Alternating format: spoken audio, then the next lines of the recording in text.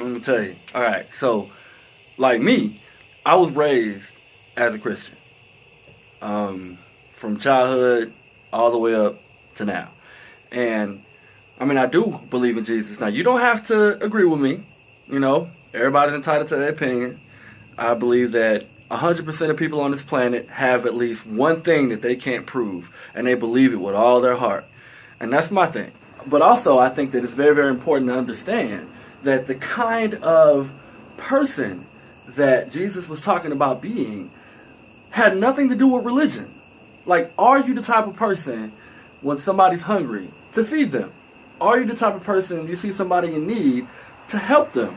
If somebody wrongs you, forgive them, because you want them to forgive you. Very, very simple stuff that, I mean, apparently it had to be given by, God to tell people how to do the most simplest stuff. But all the religion talk and terms and stuff is just all fluff. It's all noise.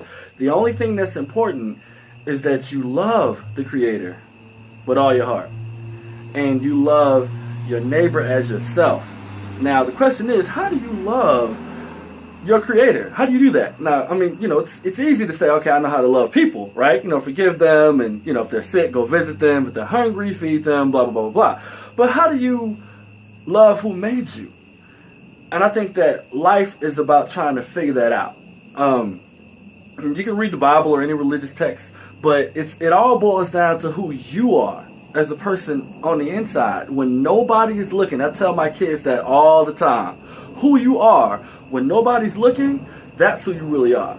And that's the person that God sees. That's the person that God wants to get to know and love and forgive and accept and all of that.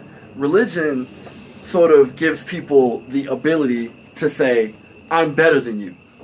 I go to church every Sunday. I tithe, right? So I do all of these awesome, amazing things in the name of God, and you don't. So I'm better. And that's why I can't stand religion. That's why I can't stand, this organized effort to sort of shun people who are not in the in crowd, who are doing all of these required things to do to be considered whatever.